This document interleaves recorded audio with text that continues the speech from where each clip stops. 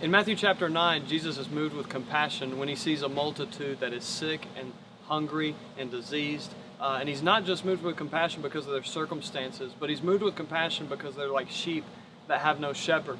And the shocking thing about this passage is Jesus' response to this whole situation. He doesn't take immediate action. He doesn't tell his disciples to take immediate action. He tells his disciples to pray the Lord of the harvest that he would send forth laborers into his harvest. And as I read this 9 months ago, I was very burdened and convicted that I wasn't praying enough, and so I began to ask God that he would send laborers into his harvest, and that maybe even he would send somebody to Peru. And little did I know that while I was praying, God was already preparing somebody. And I'm extremely excited to share with you guys the news that Kyle and Hannah Shreve are going to be our newest members on the PeruMinistry team. Kyle went to Our Generation Training Center at Vision Baptist Church. He's been involved in the ministry and growing there. He actually met his wife Hannah at the training center, and they just got married a few weeks ago. And so now they're getting ready to take the next step in their life.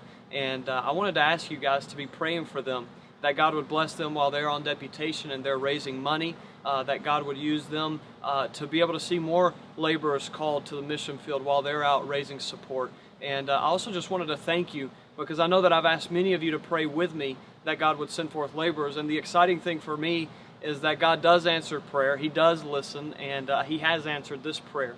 And so if I could just ask you once again to pray with me for a few things, not only that God would bless them on deputation, but also that God would send more laborers to Peru.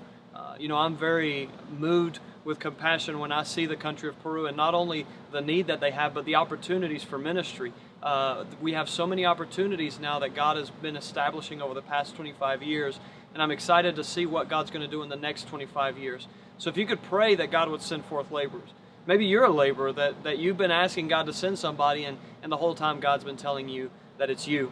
And so I'll just ask you to continue to pray, and pray for Kyle and Hannah, and pray for laborers for Peru. It's a country of 30 million people, and many have not heard. Most have not heard.